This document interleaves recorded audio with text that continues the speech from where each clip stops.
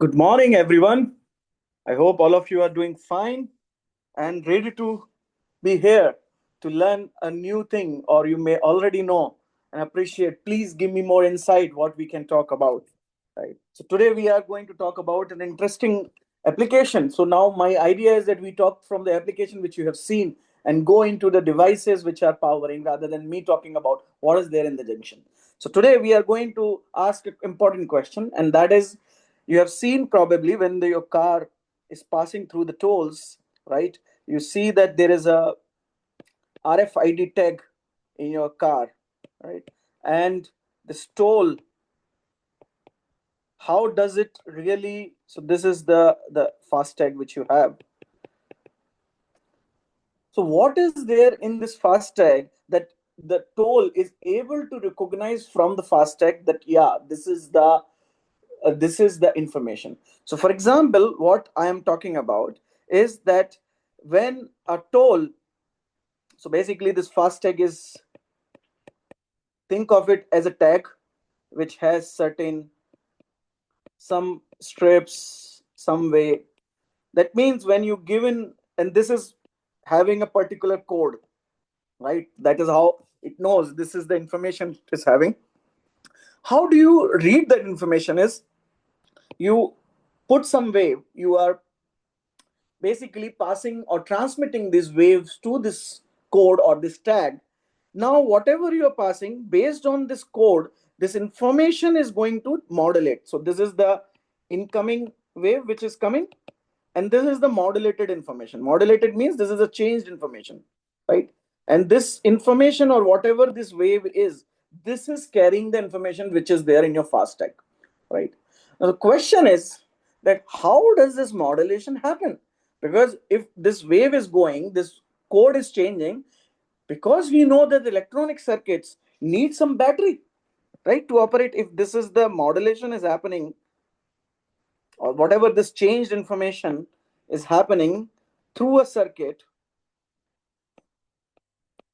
we know this circuit to operate, it needs battery,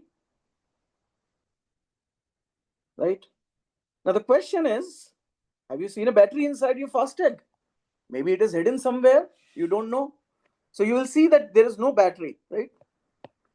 Then how is this computation or this modulation of the information happening there, right? That is the inside tag, or this, which has what is also known as a passive RFID tag. Passive means that you are not having any active battery or anything to operate. So it's a passive, it's lying there and it can do its job. But we know that the circuit requires a voltage. It requires a voltage to power this up. So now how is this happening, right? That is the one of the interesting device which we are going to talk about. And you will be surprised that we have talked about this device in another video where we were talking about different kind of electronic devices, right? And we were talking, I think, the formation of junctions from semiconductor. So, and you will be surprised that actually we need a junction in semiconductor to enable it. Wow. To get a voltage, which is what you need. So you know that for the circuit we need a DC voltage, right? For example, if you know ICs, typically they can be designed, let's say 1 volt, 0.5, 0.8 to 0.1 volt. So let's say around 1 volt it is needing. So that means I need to give this voltage to this, and which I have to generate on the tag itself, right? There is no battery which is going to come to my rescue. So I have to, and that is the thing that I'm going to use now, is a junction to generate, not get, let's say to generate this DC voltage. And I think this also you can relate. If you have talked, we have talked about this beautiful component called diode at some point. and we can talk about it in detail. What does it do? How does it do? But the main thing, what it does is it says that, dude, you can pass through me in one direction, right? If this is the current versus voltage we are plotting, but on the other direction, I will block you, right? So this is the blocking direction of the, this is the where it is open. Oh, sorry, not open means like short, right? This is electrical short means, and this is the open part where it is blocking the, there's no current or very less current flowing, right? So that is the basic idea. And how do we use this idea to in the RFID tag is one of the idea which is also used in your adapters. Like if you see an adapter which you are plugging in a mobile adapter or laptop adapter, what we use this property is called rectification, right? So rectification means that I have a nice AC wave coming in, for example, and this AC wave, we know that it has whatever is going into plus V is going into minus V, right? So this AC wave does not, or it's the average value of this is 0, right? That is the AC wave. But for DC, we need certain average value. That is the average value of the DC, which is where, so a pure DC would look like this, but any signal which has a defined AC, sorry, average value, we can say there is a DC component which we can extract out of that wave, right? So how do we bring in a finite average value into this wave? Is when you pass it through a diode circuit, you will see, right, a simple circuit, let's say like this, you will see that you will get a wave which would look like, because it is going to only pass the positive voltage and the other direction it is off, right? That is what you see from there, the blocking. So it is going to block, and then we see this kind of rectification, right? Which means now, which is we can also think of as a pulsating DC. Pulsating DC means there is an average value, it is having a finite average value, a finite DC value, right? That is what is the most interesting part in this application, is that we have converted a AC wave to a DC wave through this tag and through this diode. Wow, I just didn't know that in this diode there is something like this is existing. And you will be surprised to see this diode.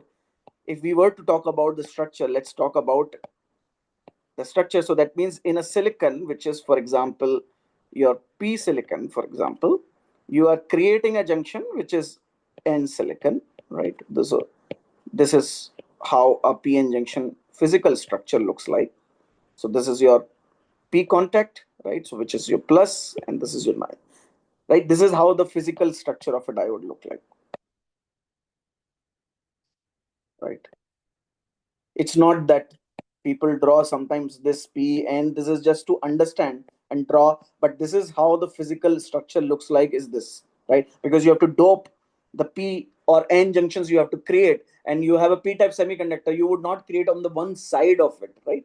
Because then you have the whole length of this 775 micron or something of the wafer. So you create from the top. This is the depth of silicon. There is a junction here which you see, which is as a result of this PNN will result, and this we'll talk about in another video. What is a junction, right? Where it is originating from. But we know that there is a junction, which is what we also know as the depletion region. So do let me know if you want me to talk about these, the basic concepts in detail. What is a depletion region? What is a junction? But as of now, we assume that there is a junction which is coming as a result of this PN diode which I have made. Then if I pass this wave through this, I can generate. Ideally, I can generate this DC, right? Because, and where is the AC wave in the tag coming from? So in the tag, we saw that we have a, so this is your tag. In a, you have a booth. This is your booth. Booth is having power. From the power which is, let's say, from the supply or battery or from the your plugs, this can generate, this toll booth can generate these RF waves, right? Which can then go to the tag and give you the modulated or with the information. So this is what we call modulation. Modulation means you have coded the information on the incoming wave, right? So that is what modulated wave means. So that is the beauty now, that this wave is what we are going to utilize to create DC, right? Now the question is, this wave, let's say we are talking somewhere in the range of 900 megahertz, right?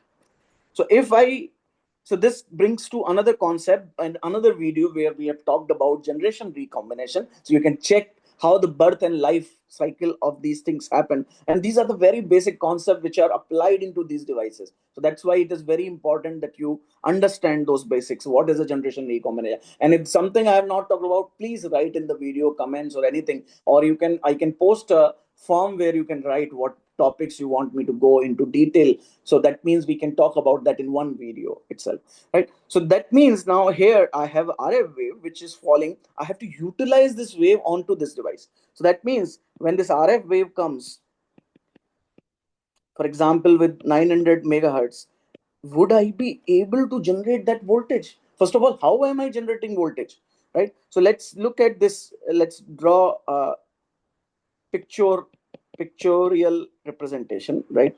So pictorial representation of a PN diode, you know, is what you have seen probably or not seen, is that you are drawing a box which is P and which is a N, right? And these are the two contacts. This is the depletion region where the things, or the junction, which we call as junction, right? And junction is typically when it is always there whenever we are making any heterogeneous combination. Here also you make a heterogeneous means there is a P type thing and you are merging or putting a N type thing. There's something interesting going to happen at the junction. And this is very true even for materials. Even if you put different material on different material, or you put a one property of the material which is having some property, in this case, which is what the case is, it's both silicon, but both are having different properties, and that is the result of it. As a result of it, that you see some kind of junction, right? And that is the very at the heart of all the devices. This will be there, and that is what we are modulating to get all of that what we see a manifestation. In this device we are using, or we are planning to use, a RF wave, right? And which is of 900 megahertz frequency.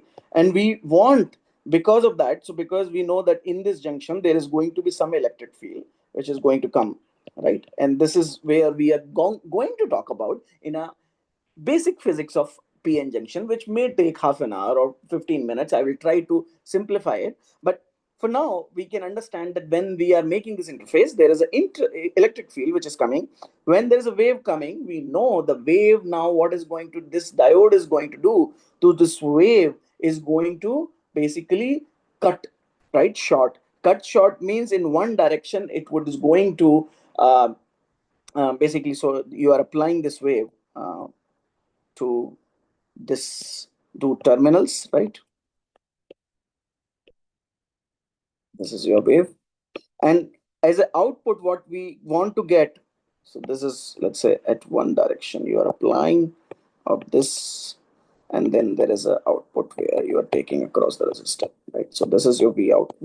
So now we see that if it is going to the positive cycle, you will see that this has to be a short, right? If it is a positive cycle, while in the negative cycle this has to be an open. And what is happening inside is that when I go to the positive cycle, you see that this junction, basically what it happens is this acts as a bridge, similar to, very similar to MOSFET. We can think of that here, the holes which are here, they feel like, oh, I can go nicely to the other side because there is no barrier I am facing. So when the positive cycle is there, very simply we can understand, positive cycle of input means no barrier posed by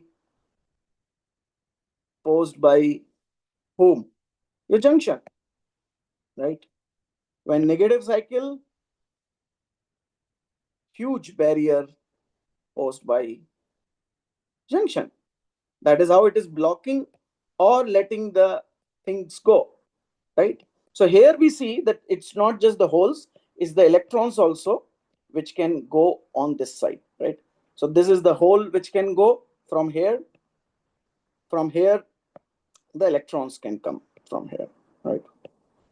So that barrier is what is controlling that the and that is why you see that there is a current which you see when the electron and holes are able to cross the barrier, right?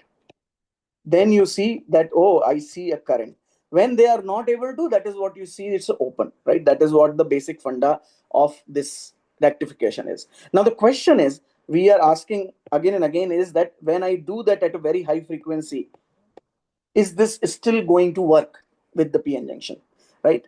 And that is where you can see that when we are doing this on and off, right, in a very hard, you have to, so whenever there is a holes going from this junction to come back to or pose this barrier, right? So when you go switch between these two, is it going to happen instantly or would you take time to do that?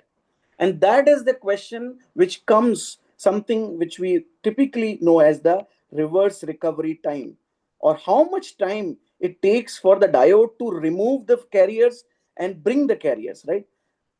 And that you can see, if the carrier removal and something generation is coming, generation recombination is going to be there, right?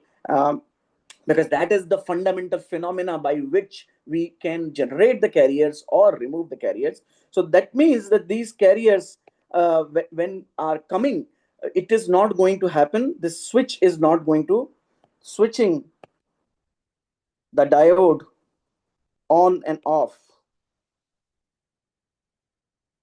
How many times? You can see 900 million times, right? 900 million times per second. Wow. Can be a challenge, right? And that is the reason that we don't use a PN diode for this. We use where both electron and holes have to come back and then basically disappear, then appear again. We use something called, which we know as the Schottky diode. I'm just very simply drawing. I'll also draw the structure where we use a semiconductor and metal junction, right? So this is your semiconductor, very simple junction where you have this. So basically you can make it like this, that you have a substrate. Now you don't have to dope the other side, other type, but you just put a metal on top of that, right? So this metal is your one contact, and this, if you have the on the other side, or you can put on the side, this is your another. So this is your positive, this is your negative, right? So this can be also, that symbol we draw sometimes is just like this for Zener also. But yeah, you can say this is your metal semiconductor diode, or it is known as Schottky diode. And what is interesting in this diode is happening that when we talk about, there is a junction also obviously here, because you are now merging two different materials. You're not merging same material with two different property, but you're merging two different material. In typically in metal, we don't see a large depletion region because metal has a lot of charge. But in semiconductor, you are going to see a junction, right? And this junction is now going to rectify the same thing. So then beauty is that when we do hit here, it's only one type of carrier, because metals have lot of electrons. So does not worry me, it's like plenty of electron. Only thing which we have to disappear and bring in again and again is in the semiconductor, right? Which is what is posing barrier to these electrons. So that barrier, when we are controlling in one side only, right? It's only the semiconductor, because there's only one semiconductor. It's not a PN junction. It is much faster to do that. And that is why you see that when we are dealing with RF wave, a Schottky diode can be much more effective, which is also known as something as of now, you may not be appreciate. It's called majority carrier device, because there is only one carrier. So yeah, maybe let me just talk about a little bit. So what is this majority carrier? Here you see that there is a hole and electron which are both participating in the your transport, right? Or in the current, whatever, which is happening, the phenomena. Here it's only one type of carriers which will come from whatever doping you have done to your semiconductor. It's P type or N type. That was what is going to define the characteristic of this diode. So that is what is the basic thing which you see, that a simple fast tag like this, right? We went all the way from circuits where we were doing talking about the rectification to the device which is needed from the physical principle, which we saw that there was a problem which we were having of the recovery, that when we were trying to do this very fast, this barrier disappearing and not appearing was happening slower. So that's why we needed a junction like this junction, which is a majority carrier, which can switch um, at your whatever 900 megahertz, right? Now the question is that this junction typically, rather than here, the junction potential is around, when we talk about, is around 0.7 volt. Here this is lesser, around zero point 0.1 or zero point 0.2, right? Let's say volt. But for DC operating point, we see that we needed 1 volt, right? So this 1.7, whatever we are getting here, may not be really sufficient, because these RF waves amplitude is also very small. So this could be, let's say, around, for example, 100 millivolt or so, right?